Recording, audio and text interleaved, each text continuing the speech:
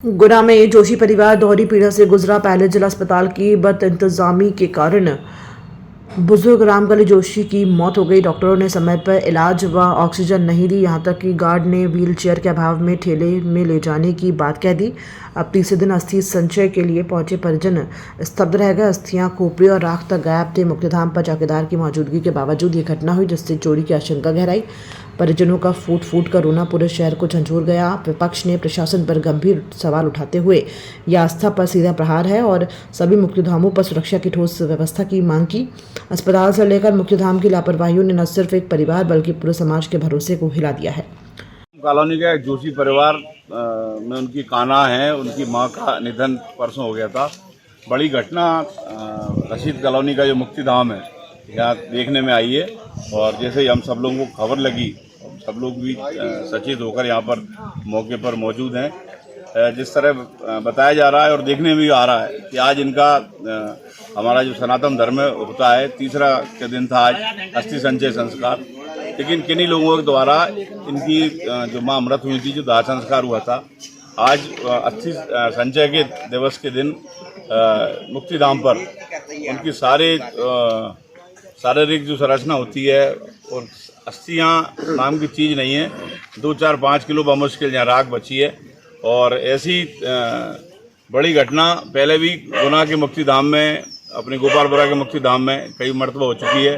क्यों नगरपालिका प्रशासन, क्यों जिला प्रशासन, क्यों शासन इस ओर ध्यान नहीं देता कि एक तरफ सरकार सनातन धर्म की रक्षा की बात करती है, दूसरी तरफ सनातन धर्म पर इतना बड़ा प्रहार हो रहा है। आज विधायक जी, सांसद जी, सब लोग हिंदू धर्म की बात करते हैं, लेकिन हिंदू धर्म के मूल आधार के पीछे आज क्यों प्रशासन ध्यान नहीं दे रहा, ये बड़ी सोच का विषय है। माननीय केंद्रीय मंत्री महोदय का आगमन हो रहा है। हम सब विपक्ष के पार्षद दल उनसे अनुरोध करेंगे और कि यहाँ चौकीदार की व्यवस्था नगर पालिका को की जाए, एक कक्ष व्यवस्थित बनाया जाए, जिससे आगामी समय में किन्हीं और परिवार के साथ इस तरह की घटना ना हो।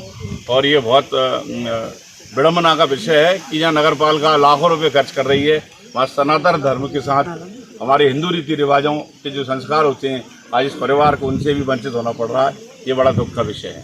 हमने इस विषय में सीएमओ मैडम को भी फ़ोन किया है और यहाँ की जानकारी ली है कि कौन चौकीदार है कि नहीं है।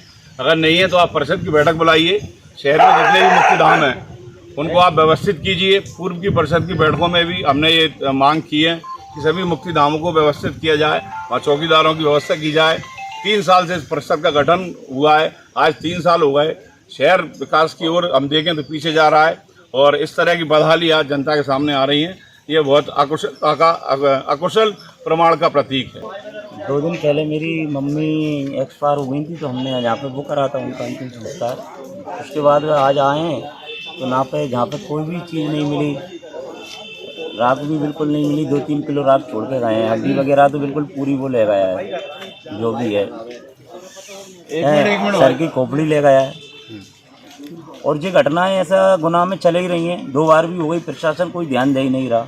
तो यहाँ कोई गार्ड वगैरह उपलब्ध नहीं है? गार्ड की बता रहे थे, मेरी पार्षद से बात हुई थी तो पार्षद बता रहा था कोई महेंद्र नाम का एक लड़का है जहाँ पे जो चौकीदारी करता है जी। अभी कौन सा मुक्तिधाम है ये? जे बांसकेरी बोलते हैं, इससे रशीद कॉलोनी बांसकेरी दोनों से अटैच है। तो अस्थियां बिल्कुल नहीं मिली यहाँ? बिल्कुल नहीं मिल रही यहाँ पे।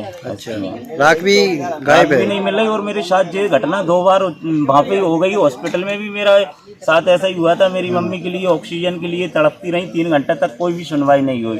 तो अंतिम में उनने अपना जान चली गई। माता जी क्या नाम था? रामकली जोशी। अंतिम संस्कार कब हुआ था? जो हुआ था परसों 21 तारीख को। तो आज सब लोग उठाने के लिए आए? हाँ, सब लोग उठाने के लिए आए। तो जहाँ तो बिल्कुल कुछ नहीं मिला, 3-4 किलो राख मिली है। और मैंने अभी सबको फ़ोन भी लगाया था, कोई आया भी नहीं है ना। अच्छा, प्रथम दृष्टि क्या लग रहा है आपको? सबको भी फ़ोन लगाया था, उनसे बात हुई थी, उन्होंने कहा कि आप सोमवार को आ जाना, मैं बात करके आपको बता रहा हूँ। जब तक क्या लग रहा है प्रथम दृष्टि? मुझे ये लग रहा है कि ऐसा क्यों हो रहा है मेरे साथ, 3 दिन से लगातार यही हो रहा है। हाँ, तो कोई डॉक्टर की सुनवाई हुई और जहाँ पे आया तो राख भी चली गई। क्या पुलिस को सूचना दी है? अभी टीआई साहब से भी बात करी थी, तो वो अभी सो के उठे थे, तो उनके भेज रहा हूँ। बस इतनी बात हुई है उनसे। चौकीदार रहता है इधर पर जानकारी? चौकीदार बता रहा हूँ ना मैं आपको, मेरी पार्षद से जो बात हुई है तो वो बताता है कि जहाँ पे चौकीदार है पार्षद कौन है? शुभू कुशवाहा। आपका क्या नाम है? मेरा कान्हा जोशी, कहाँ के रहते हैं आप? श्री राम कॉलोनी। माता जी क्या नाम था? लेकिन रामकली जो जोशी। जिनको चौकीदार बताया जा रहा है वो कह रहे हैं सफाई कर्मचारी हैं, केवल अब ये चौकीदार नहीं तो है। इसकी जानकारी तो मुझे बताया नहीं है, मगर मुझसे जो बोला है वो मैं आपको बता रहा हूँ। मेरी जो पार्षद महोदय से जो बात हुई थी, उन्होंने मुझसे यही बोला है कि चौकीदार हमने नियुक्त कर दिया है। आज से 2 दिन पहले भी बात हुई थी और वहाँ पे वही सफाई करता है, वही देखभाल करता है। और आज मैंने फ़ोन लगा कर पूछा, मैंने कहा जी ऐसी ऐसी बात हो गई, तो उन्होंने कही कि यार मैं बात कर रहा हूँ। बस इसके आगे मुझे कोई जानकारी नहीं है कि वो कर्मचारी है कि चौकीदार है।